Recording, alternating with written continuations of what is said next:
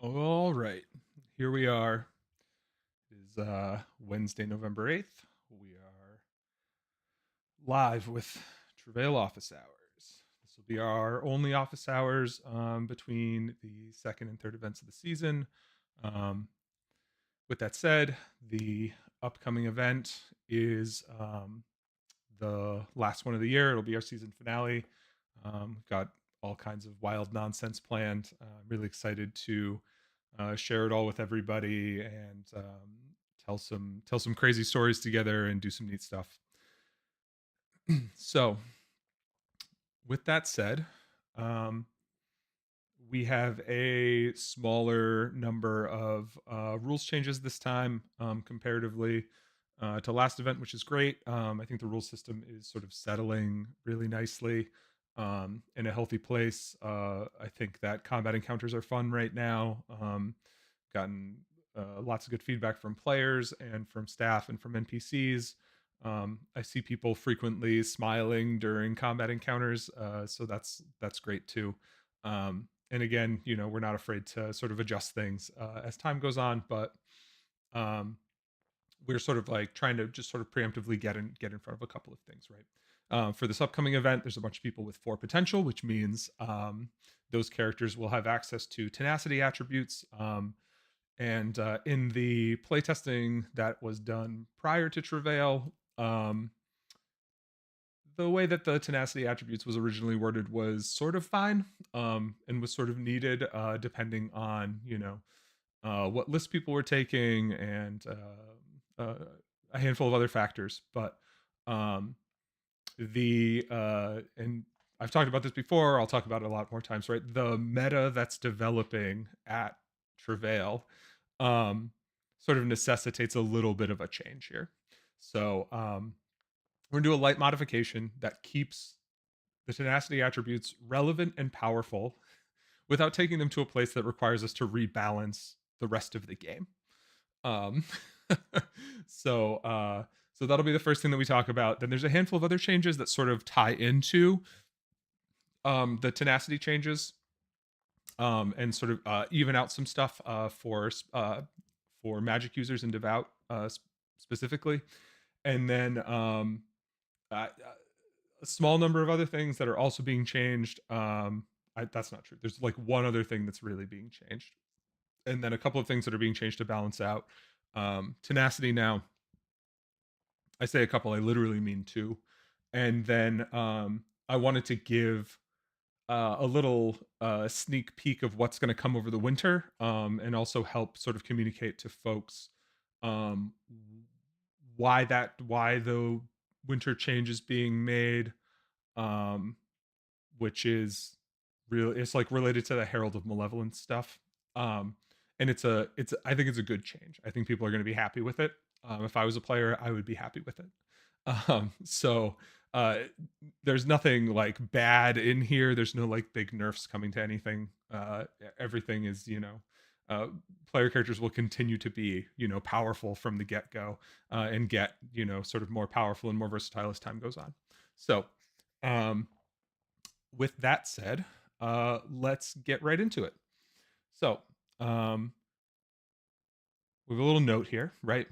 So, tenacity is a new description that's similar to what it was before, but now supports long term game balance, right? So, balance from the point where people get it all the way to, sort of finishing out what you get, balancing with other abilities that you might get from trials or from other things, other things that have not had that have yet to be discovered, extraordinary items that people might have, consumables that people will make, all that good stuff. So um, we firmly believe that this is sort of like the right spot for this to land, and it will be fun and cool, and people will get to use their tenacity a lot, and it will be a meaningful part of your character, without sort of like doubling the amount of abilities in game, which is not really tenable from a balance perspective.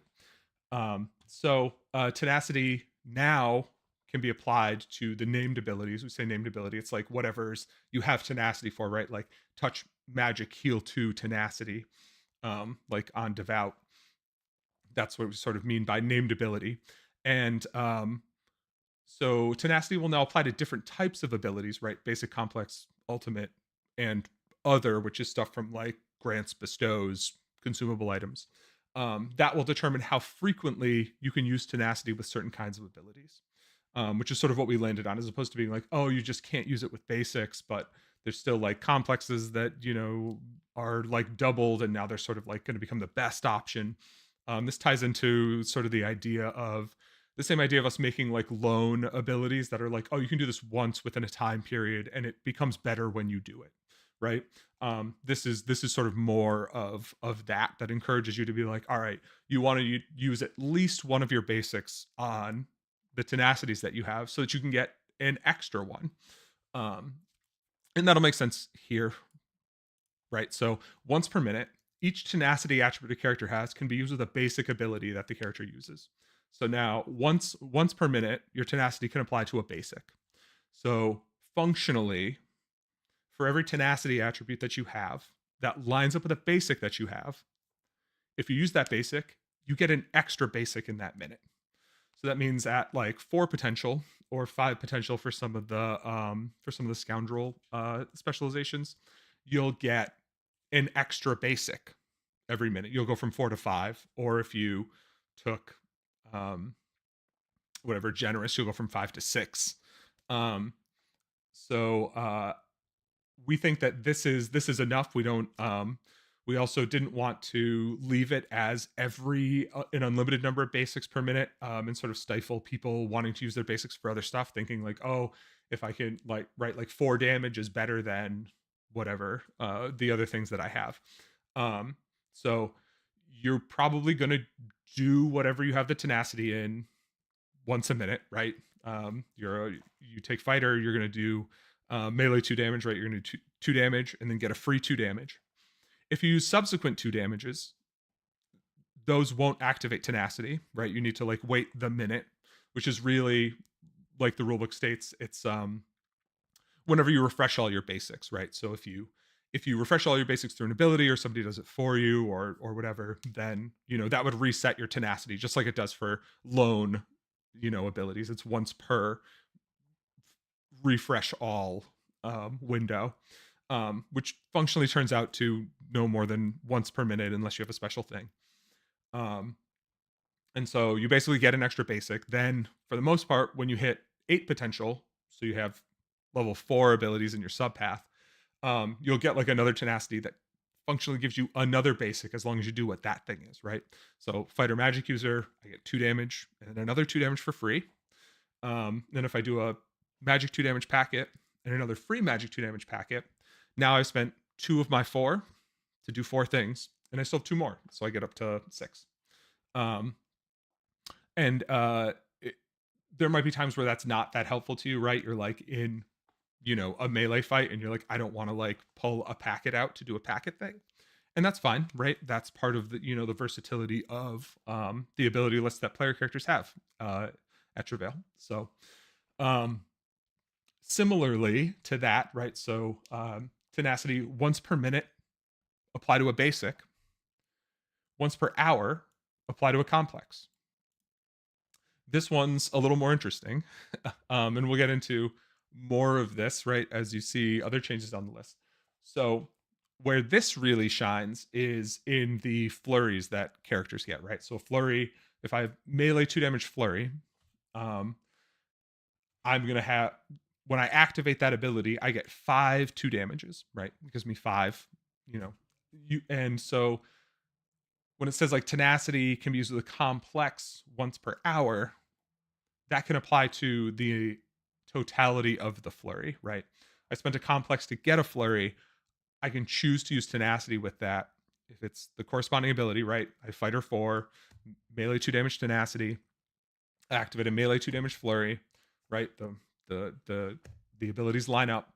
Now I'm getting 10, functionally 10, right? I get a 2 and a 2 as long as it's the next thing that I use within 10 seconds, right? You're using them in pairs of 2s. But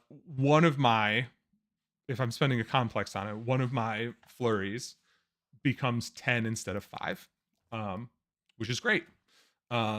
but also you're not like, oh, I should spend all of my complexes on this because it gives me 10 twos or whatever. Um, some of your complex, I mean, if you want more twos, you can still get five, which 5 twos for a complex is, that's like our baseline for what a complex can do. Um, and you, yeah, you get either a single 5 or 5 twos. That's like our baseline. And you can see that throughout the rule system. Um, but this makes one of them better, so it encourages you to be like, oh, I'm gonna do 10 twos with one of my complexes, because that's great. That's better than average rate. Um, the rest of this is here for you know uh, because it ought to be. And this is how the balance for other abilities. We basically only changed it for basics and complexes, right? Tenacity for basics once a minute. Tenacity for complexes once an hour. Tenacity for ultimates as many times as you want, right? Most importantly, this is like for on fighter. Fighter gets the ultimate. That's melee 2 damage flurry. The intention is always that gives you 10 twos and not 5. And so every time you activate, if you use both of your ultimates for that, you get an ultimate refresh to use another one, right? It gives you 10 twos every time you use it, um, which is great. That's honest. That's worth an ultimate, right? 10 twos is worth an ultimate. And so if you have the tenacity and you get to use a complex for it, then that's great too. But yeah, 10 twos is great. It will be even better in the future when as people learn how to fight specific monsters and what's good against them, and you're using weapon enchantments to deliver specific energy effects, right? 2 fire, 2 fire, 2 fire. 10 2 fires against certain things is just absolutely devastating to them, in a way that other ultimates might not be, right? Even like death effects against things that are immune to death and stuff, right? Your 10 twos are really, really good, I promise. um, and uh, and are less likely to get reactionary calls from monsters too. So yes, tenacity always apply to ultimates. Um, Primarily, it shows up on the fighter lists where it's relevant. Vanguard gets the soak damage as an ultimate, and then they get reduce and soak tenacity. So you use your soak damage on a 10, and you get another soak against any amount of damage in the next 10 seconds for free. And every time you use an ultimate, you get to do that, right? If you use both of your ultimates for that, you can do it for both of them. You get some refreshed, then you can use it again. And then tenacity attributes can be used with bestowed abilities any number of times. This encourages, you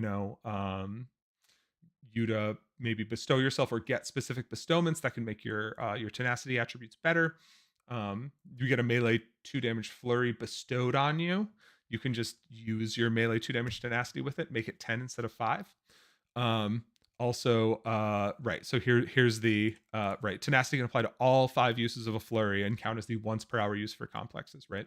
Um, so if you have a complex that's a flurry and it applies to it, it works for all 5 of them. It applies, you apply tenacity to the flurry, not to like sort of an individual one, right? Um,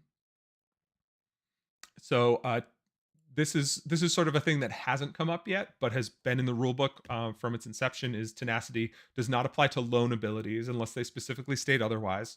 Um, and nothing did state otherwise until this most recent version of the rulebook, and we'll get down to that because there are things that were designed to work with tenacity despite being lone, and so those things will say that now on them. They'll have like the asterisk note on the ability list. So, and I've sort of paraphrased this before, right? So, in practice, this means that most characters functionally get one additional basic use, um, or somewhere in right, one additional basic use at or around 4 potential, and then another around the 8 potential point, right?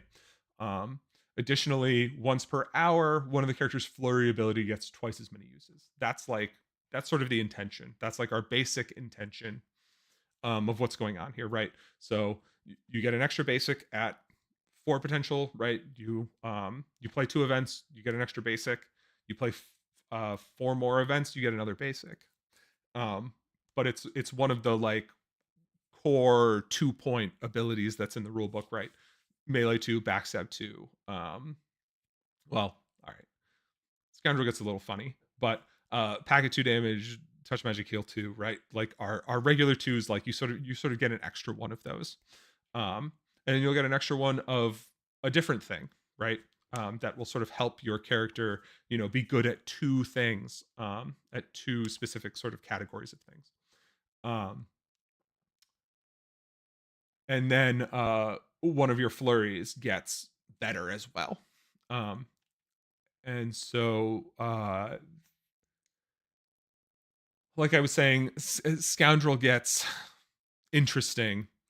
Um, Scoundrel's the one that falls a little differently, right? Vanguard gets backstab 2 tenacity at level 5. At level 5. Um, at level 4 assassin, you get a lone backstab 5 as a basic, arguably better than tenacity. It is a single ability use, but it's only really avoidable by dodge. It's much less likely for enemies to avoid that. And a single 5 is sort of better than 2 2s anyway. Um, and then performer instead gets a lone touch magic heal 5 as a basic. And so those sort of 3 things are, one of them's a tenacity, right? Not every list gets like backstab 2 tenacity. Arguably assassin and performer get a different thing that's like better than tenacity, quote unquote, right?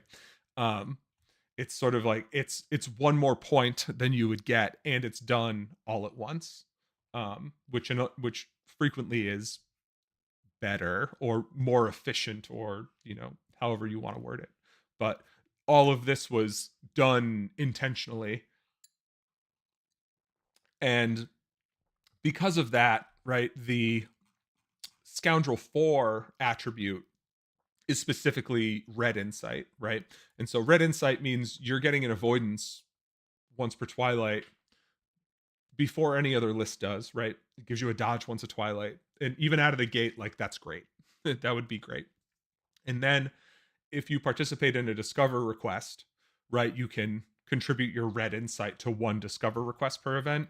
And that will get additional information on a discover request, which is great. I think that people are learning and seeing that like our discover request responses are like awesome and are a way to drive engagement and you know tell us that you're interested in specific plot and whatnot. So the hope is that the magic users and devout characters in the game, primary path, right, magic user and devout folks are the ones who are like casting rituals, right? You can casting the circles and ceremonies for discover requests. If you have a thing that you want to do, right, and you're not one of those, like maybe you're maybe you are the scoundrel that wants to submit a thing, and use your red insight toward it as well, right? You can still fork over the gold. 10 or 30 gold, relatively reasonable to come by, all things considered. And yeah, or you can sell your red insight to someone who's doing a discover request. That's another really reasonable option for what's going on. And so red insight, blue insight, very valuable resources to use. I will say that we have a codified way that we respond to discover requests. It's not arbitrary. Um, and as the game goes on, people will, I think, learn, players will learn what to expect when contributing certain amounts of gold, or using academic, for discover requests. And yeah, so there's like sort of these additional notes that we have for like blue insight gets this in addition to the normal information, red insight gets this, gold insight gets this. And so those will be valuable, and those are a thing that you can use for yourself if you have a use for it, or you can sell it to people, and it is valuable. And yeah, so I'm excited for folks to start having insight as well and being able to contribute that to discover requests. Okay, so that's what tenacity changed to. Once a minute for basics, once an hour for complexes. as many times as many times as is applicable for ultimates, bestowed abilities, or grants, right? If we get like a grant weapon, like a poison thing, you know, double that up an infinite number of times. Or use like one of the uh lesser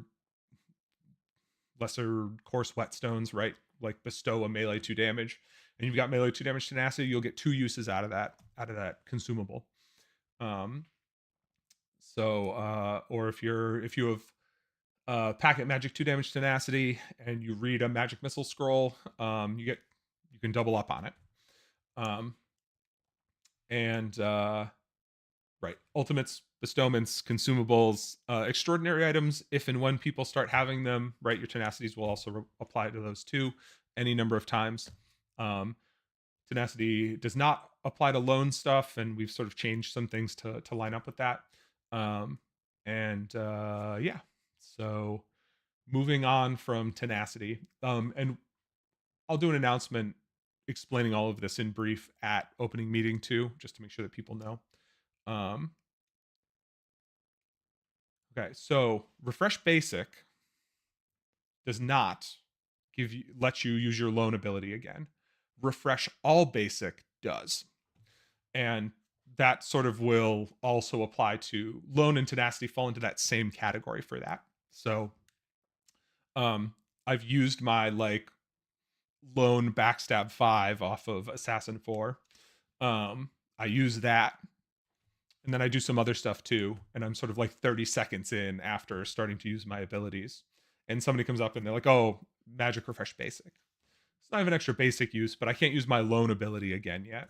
And if I've used my if I've like a whatever backstep 2 tenacity and I've used that, I don't have that back yet either. I wait 30 more seconds, I step back out of combat, I'm wielding a long and a short, so I just take my 3 seconds, 1 2 3, I silently refresh all my basics. Now I can use my loan ability again, and I can use my tenacity on a basic again. Um, so yeah, it has to be refresh all resets loan and tenacity. And I guess while we're talking about it, there's two things in the rule book that are not reset by anything, and that is the first one is fortitude. Fortitude is once per hour, so within a single hour. Well, no, not I have to wait an hour, but like once per hour. Um, and that's always once per hour. Period. Um,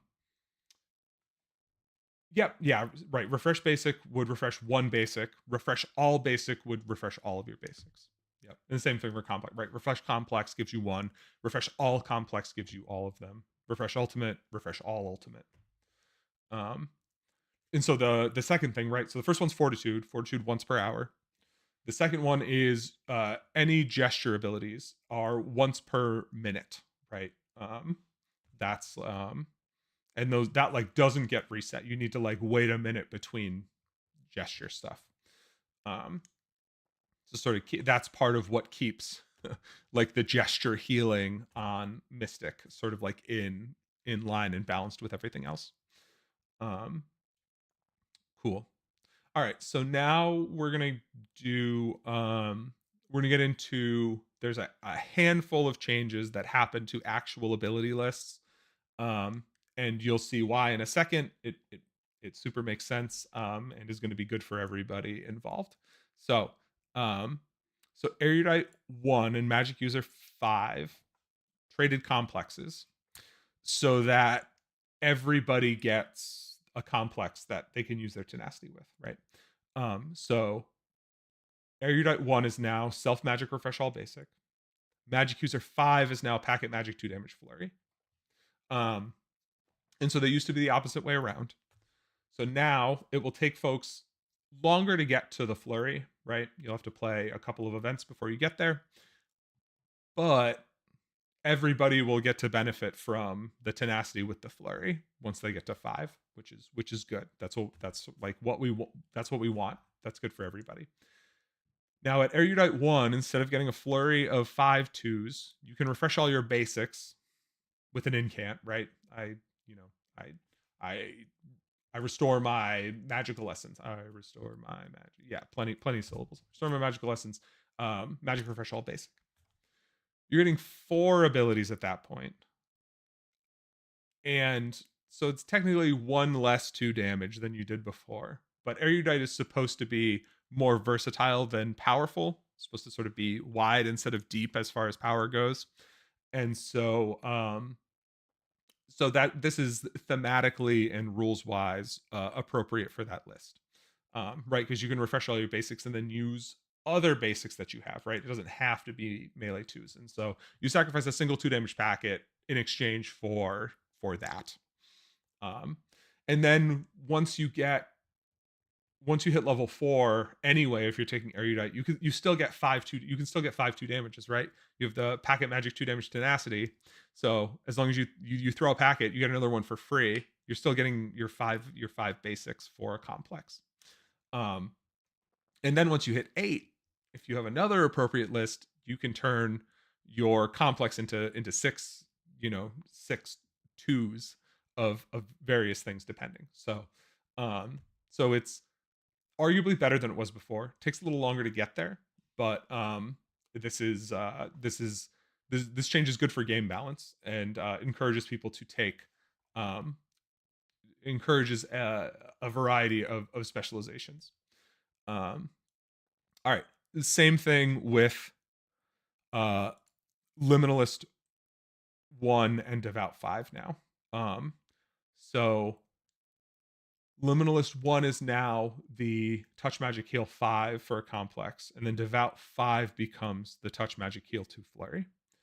Um, this makes Liminalist less powerful than it was before, and that is continues to be intentional as we continue to watch the meta of the game evolve. Liminalist continues to be the most popular specialization, and we the other specializations are powerful already, and Liminalist is just more powerful than them. Um, the numbers were just better, and so we're cutting the numbers a little bit. That's it. Um, Also, this means that if you want to take advantage of the heal 2 flurry, you don't have to take Liminalist to apply your tenacity to it. All of the lists will get it at the same time now. And so helping to level out some of that numerical healing, and so it's not as pushed in Liminalist, is where we're going to go with it. I think that it's still going to be just as good. um, and I'm we're generally happy with the amount of healing that's in the game. It means that people get to do a lot of fighting, which is part of the idea of the game. Is that if you want to fight, you can fight for a while, um, and spend less time sort of on the ground as long as you've got healers with you. And that's I think that's fun. And as a game, we think that's fun. So we're going to continue encouraging that. All right, so a couple of notes here now. Um, oh, there's a typo in there. That's funny. I missed that. Let me correct that typo.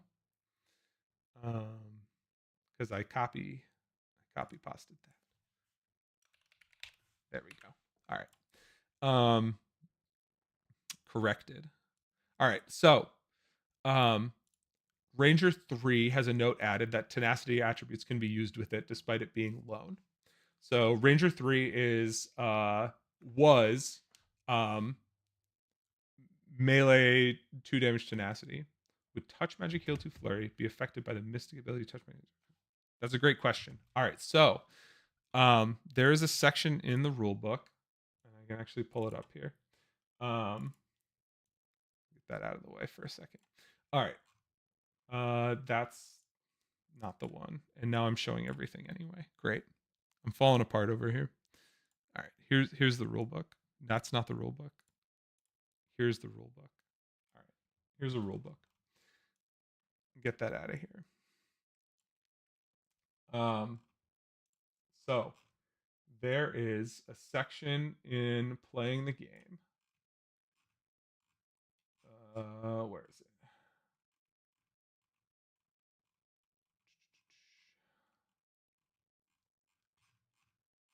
It's not in the crafting section. All right, it is here, and it says effect as effect attributes. All right, an attribute that allows one effect to be used as another provides a permanent additional option to the character whenever they use the relevant ability. Right. So that's what we're talking about here, which is touch magic heal as gesture psychic heal. Right. It provides you a permanent additional option. So anytime you would use a touch magic heal 2, right, you could use it as a gesture magic heal 2 instead. Um, Provided you do a gesture more than once per minute. So the so you can use it as the original ability, right, or the new option that's provided. When using effects in this way that are not active defenses, there's no need to make the like effect as effect call. If for some reason you had like dodge as parry or parry as dodge, you would want to call it as that because there's requirements of like having a usable arm or a usable leg that go along with it um, to communicate what's going on. Um, and all right, ability and attribute stacking. This is the important part, right? So basically you get one attribute that applies to any ability that you use, right? So if you use um oh, I see what you're saying. So all right, so I read that wrong. What I thought you were saying was does tenacity apply? And the answer is no, tenacity doesn't apply if you turn your touch magic heal 2 into a gesture psychic heal 2. Um, and that's because you can only use one attribute with an ability at a time. Um, and that's just sort of like generally true the whole way down and makes the rulebook simpler and balancing easier. Now, there's a limit of using a gesture effect once per minute, and tenacity and a flurry only lasts for a minute. You could turn one of those heal 2s that you get into a gesture psychic heal 2, and then the other 4 you would need to use as touch effects, and you could choose to apply tenacity to that and do like 1 gesture heal 2 and then 8 touch heal 2s. um but because there's a 1 minute cooldown on the gesture on doing any kind of gesture, there's no way for you to get more than 1 gesture use out of a flurry of heal 2s. um I don't even know if we would ever introduce a thing that breaks that rule specifically, um, because gestures are supposed to be rare and powerful, right? I mean, even just a gesture heal 2 is like really good to save somebody who's about to get like, you know, death struck on the other side of the field or something. You'd be like, hey, you like heal 2. And they at least have to like stop what they're doing, like take 2 seconds to hit the guy again and then start over their count or whatever. But yeah, um, you could turn one of them into a gesture and then you'd have to wait a minute to use another gesture. And by the end of that minute, the rest of your flurry's gone.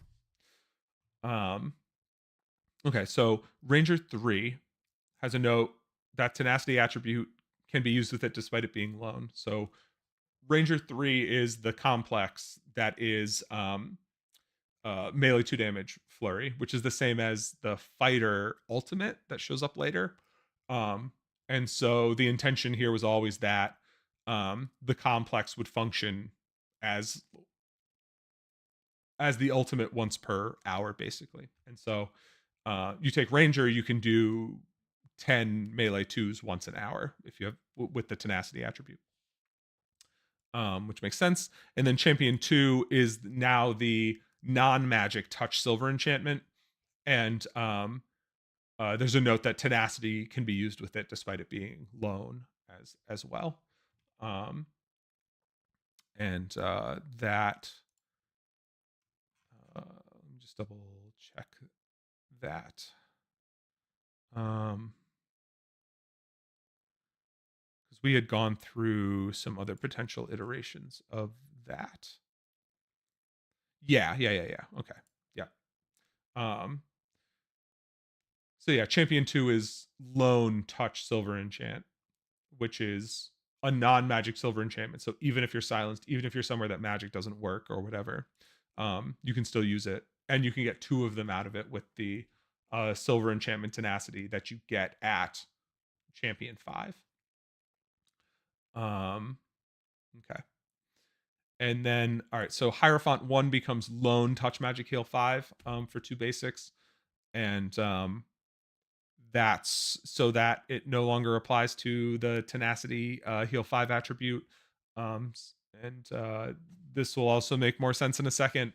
Um, but yes, we're gonna cut back on Hierophant just being like the numbers, the healing numbers list forever, and being like the best because it gives, quote unquote, best because it gives more numbers. Um, and then all right, so here this is a bigger rulebook change. That is sorry about that. That is good and helpful for everybody. Um, so this is a new option if you're wearing physical armor, which a number of characters do. So we have noticed on staff side that it feels like a lot of the time the return melees are not as useful as we were hoping that they would be, just for various reasons. We haven't noticed them being used a bunch. So we're providing an additional option. So normally it would be like, oh, like I'm wearing like a whatever, a chainmail shirt, and I come in and we're like, oh, that's worth 2 return melees. Now it's like that's worth 2 uses, right? It's got 2 uses on it. You can either do return melee, which is great against a bunch of stuff, right? Like really nasty, things that might happen to you, like a paralyze or a death or a harrow or whatever. And so now though, you might not be fighting stuff where you're like, oh, I feel like I need to stop that or make them land their 2 damage or disable a second time or whatever. So now you can use it as a soak 2 instead, which is you can call soak and take no damage from anything that does 2 damage or less. Um, and yeah, so the other thing is that this also means that Vanguard, which gets the reduced soak tenacity, um, they get they can get even more uses out of their armor, right? Because the armor uses aren't a basic or a complex. It's just it's a thing granted by an item. And so now you can double up the soak 2s as long as you get hit with another 2 within 10 seconds. And the second soak is the next thing that you use, right? So it allows you to sort of take a more defensive approach to 2 damages that are coming at you. And we think that that's going to be good in general. We think that's going to be more helpful. If you're fighting like smaller enemies that just have like a lot of 2 damages or something, then your armor is still good against them. Arguably even better than before because the soak 2 just stops an attack completely. So I think this is going to be a good change, and I think that I think it's going to be a good change for players. Also, monsters that are wearing armor, right, get it can also benefit from this in a way too, where people might be like, oh, this monster has like is wearing armor, so I don't know if I want to use any skills against it. Um, and so now, there's an additional facet for players to take into account when they encounter armored enemies. All right. And then one last little change here. The artisan leveling chart has been updated so that you look at your current artisan level to determine the requirements to level up. So after last event, there were a handful of character sheets, not going to say how many, not going to say who, that had marked down um, X out of 5 instead of X out of 10 for what they were working on. And I sort of looked at things and tried to figure out what was going on and said, why is this happening? And I looked at the rule book and said, oh, I know exactly why this is happening. This is happening because I thought I was clever. And the old rulebook entry was look at the entry for the level that you're trying to get and not the level that you currently have, which is not intuitive. So instead, now the old numbering went from 1 to 10, And this last sentence here said, um, these are listed in order of progression, starting with level one. Um, so item one below is how you learn level one. Um, and which meant that you needed to look at the number that you had on your character sheet and not the number that you were trying to get. And so people almost certainly looked at the wrong number, right? They looked at one number lower than they needed to. And so sorry, people were looking at people were looking at their number instead of the next number, right? So it was like, oh, if I'm trying to get level one, this is the thing I have to do. Now you can match up the number on your character sheet to the number in the chart. You're like, oh, I'm level four. I look at four, and this tells me what I have to do at level four to get to level five, right? The same thing all the way up to here, right? Is like, this is what I have to do at level 9 to get to level 10. So, um, I corrected character sheets as I sort of identified this going on. I've got everybody's character sheets and what people wrote down and what progression folks had and all that good stuff. And so it's all correct now. And I think that moving forward, the rule book is just a little clearer. So that's just a bookkeeping change to try to make things more straightforward for folks. All right, so I do have one more section down here for upcoming changes that are going to be made over the winter that we just sort of didn't have time for going into this event, but that I wanted to make folks aware of. This is not these are not like massive changes or anything. This is this is stuff that will these handful of changes below are, and it's all really one change, is good for players. It's good for everybody. This does not harm anyone. Um, and sort of fits more thematically appropriately into the game and the lore as well. So, first thing is that, and again, this is all part of the same thing, and it's all centered around the Herald of Malevolence prestige path. So, Herald of Malevolence will become its own prestige path category and will be available regardless of the paths that you choose. So, what this means is that Herald of Malevolence is no longer under the Magic User Devout category.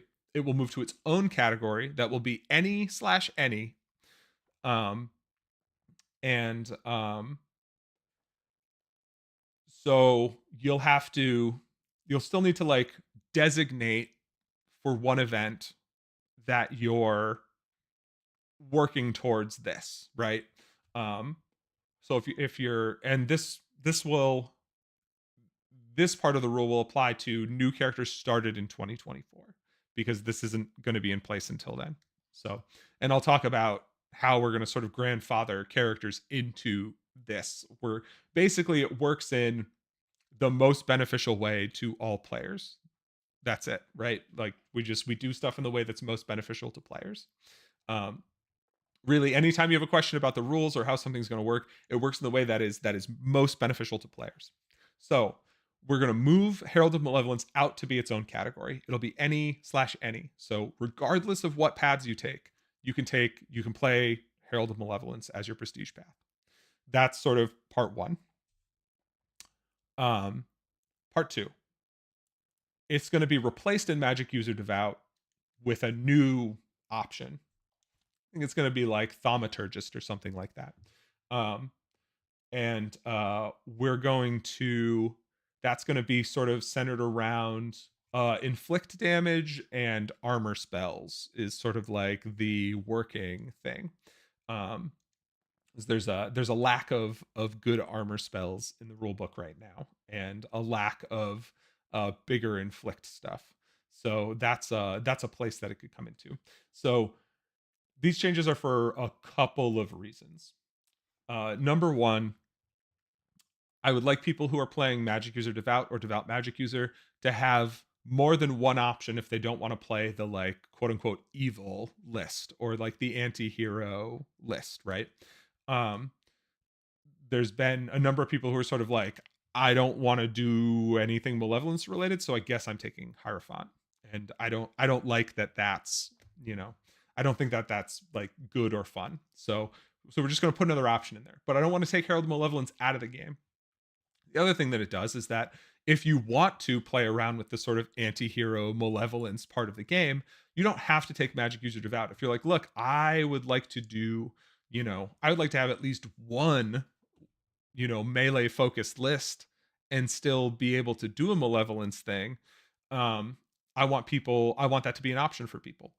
Um, and the third reason for doing this is that I don't want we don't want anyone this sort of starts with me. I talk about it with staff and people like, yeah, like let's do that.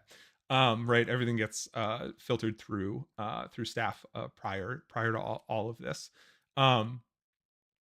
Is that I don't I say we don't want anyone to get better at malevolence without playing malevolence.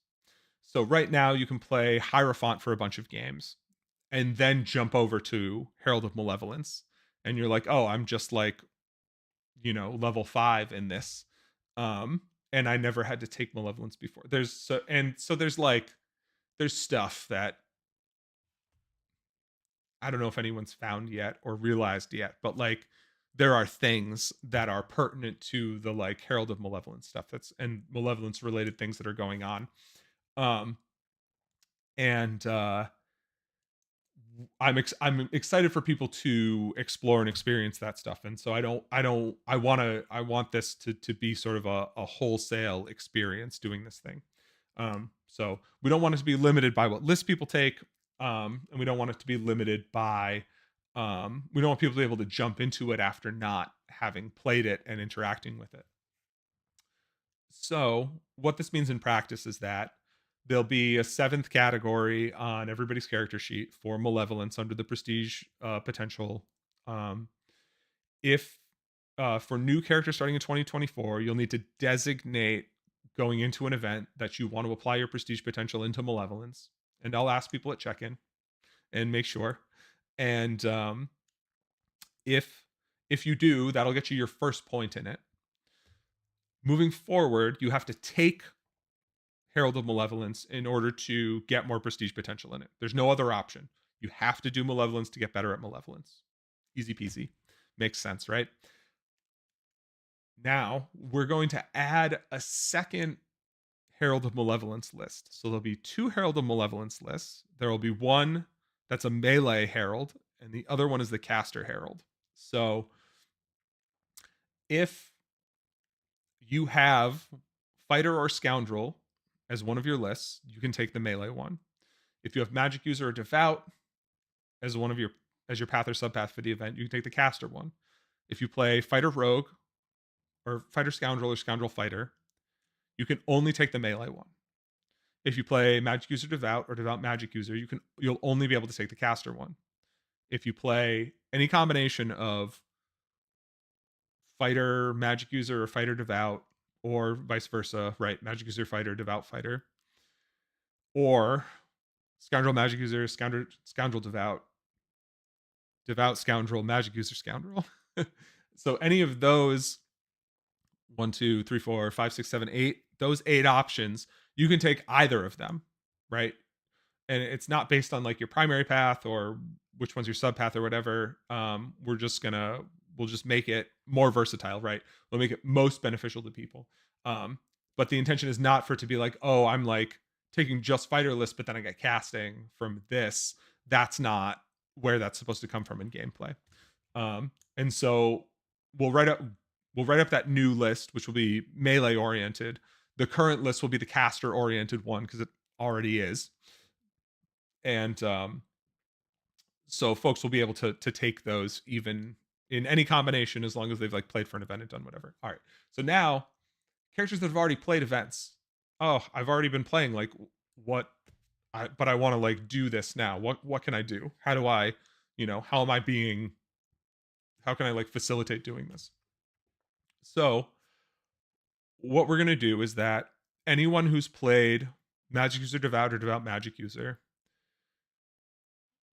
in these first 3 events, you can apply that prestige potential to malevolence if you want to, instead of devout magic user or magic user devout, right? It's the same category on the prestige potential. So you'll be able to transfer any number of prestige potential that you have in that over to malevolence for free. Um, Even if you had played Hierophant instead. We're going to let people do that. If you played Herald of Malevolence during any of these first 3 events, you can choose if you want to apply those to Malevolence or to Magic User Devout, right? Which is the most beneficial option to players. If you have prestige potential in anything other than Magic User Devout, which everyone that's played at least one event does, you can take one of those points and move it into Malevolence, right? As if you had played an event without a prestige path and picked Malevolence. And that's, again, right, is like sort of the most, you can treat it as if like your first event where you didn't have any prestige potential, you picked Malevolence instead, and then on your subsequent events you pick the other things. Even though you got to play other events with more stuff, we'll let people slide a point over if you want to start doing it. You don't have to start at 0, right? You know, like, oh, I played 4 events and I would have done this if I had known about it. You can at least start at level 1. And this will all be codified in the notes for version 104 to 105, or we honestly might go to version 110 over the winter probably, as we sort of clean up some additional things, and do a full rule book edit. So in summation, Herald of Malevolence becomes its own category that you can take no matter what paths you took.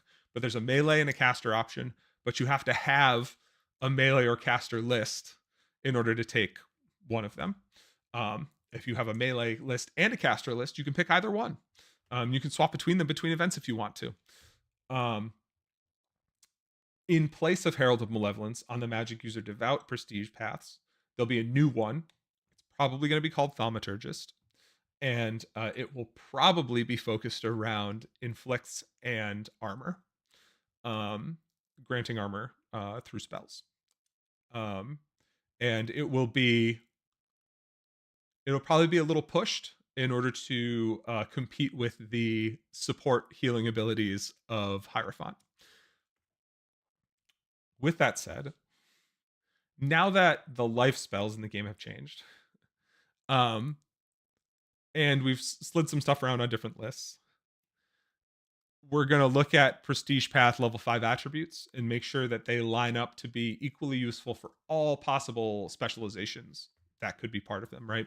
So right now, Hierophant 5, not great for most lists, right? Not even useful for the most part.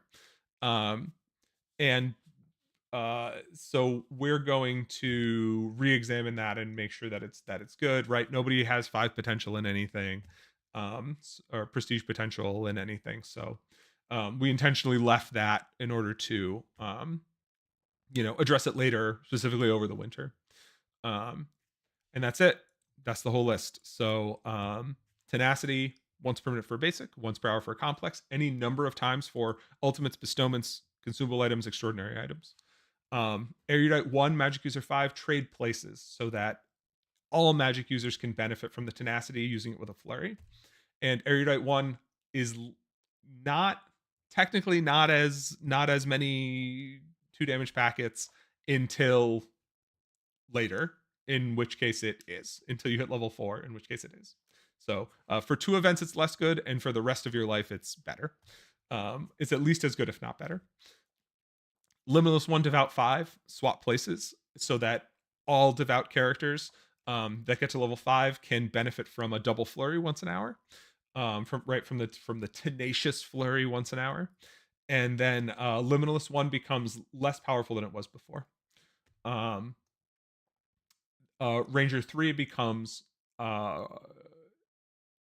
Ranger 3 has always been lone, but gets a note that it can activate the tenacity to get you double 2s. So that's better than it was before. Champion 2 also can benefit from tenacity despite being lone, so that got a buff as well. Hierophant 1 becomes lone so that it can't activate the heal 5 tenacity at high levels of uh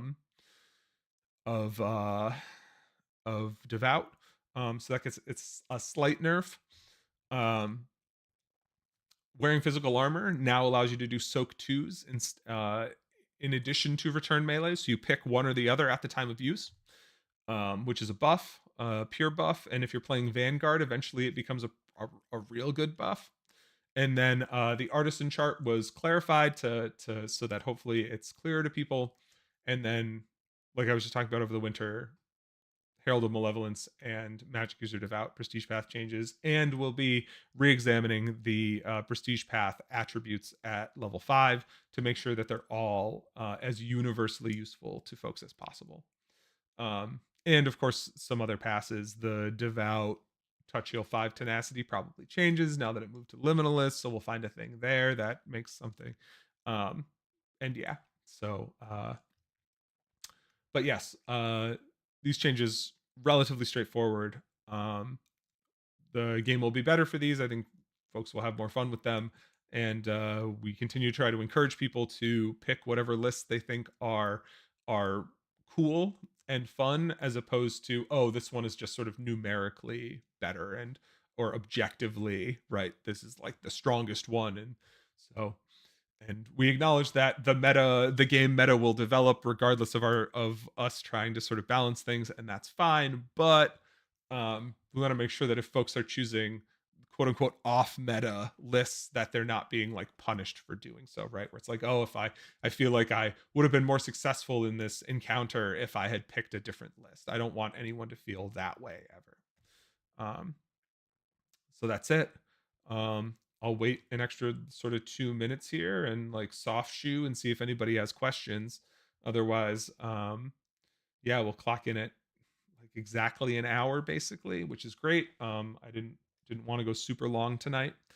Um, I was working on the event before this and will continue to work on the event afterwards. Right after we're done here, I'll get these documents uploaded onto the website, and we'll put an announcement out about them on the Discord and on the Facebook. We've got what, 9 days until the event. Season finale. We got a lot of really wild stuff planned, and I'm very excited um, to play that event with everybody. I think it's going to be we're really gonna hit the full stride of the game. We spent 2 events sort of introducing people to stuff, and now it's time. Now it's time to get real. Um, so yeah, that's all good stuff. And so yeah, let us know if you're gonna be at the event, right? Buy a ticket. We've got sort of mid 20s of folks right now. We'll be putting up the sleeping arrangement spreadsheet early next week or maybe this weekend, to let people jump in and let us know where they want to where they want to sleep. And if there's folks who haven't sent character stuff in yet, please do so. At this point, um, folks that are submitting characters, you'll sort of be playing more generic oriented stuff. We're not going to have time to read world submissions and do all that stuff anymore. But definitely like come in and play, right, play the event. You will not have less fun because of it, and then you can submit your stuff to us over the winter, and we'll have lots of time to read it and work with you and get it all edited and onto the wiki. So yeah, buy your tickets. If you know you're not going to be at the event, drop us a quick email, staff@travaillarp.com, or DM me on Discord or Facebook or whatever. Let us know if you're not going to be there. Helps us plan too. And yes, okay. Thank you for asking that. All right, so the changes are in the cheat sheet. You'll need to make a new copy of the cheat sheet. Don't do it till tomorrow morning because I'm playing with the formatting tonight to try to make the font not so freaking small. I will post that in the update too to let people know. The changes are in the cheat sheet. I made them yesterday when I was updating the rulebook documents. So that is live. If you go into that document on Google Drive now, you will see those changes reflected in there. Yeah. And that's it. That's what we got. Yeah, I'll make a post about that. I'll make a post about the new rulebook documents, and we'll go over the changes at opening meeting too. And then I will see everybody in 9 days. And yeah, the font size is unfortunately small. This is out of control. So yeah, I will. Um, what is this? A cheat sheet for ants? Yeah. Um, so we'll see everybody in 9 days. Buy your tickets or let us know if you're not going to be at the event so that we can plan.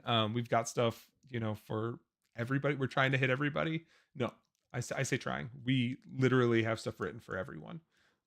So I'm excited to see you all. And yeah, that'll do it. We'll do the season finale, and then we will take some much needed rest. 2023 has been a heck of a year, and I'm excited to end it with all of you. And we'll see you soon. Thanks so much for tuning in tonight. Or if you're watching the VOD of this, then I'll see you in the future. Yeah, have a great night, everybody. Have a great weekend. Be safe, be good to each other, and we'll see you next weekend.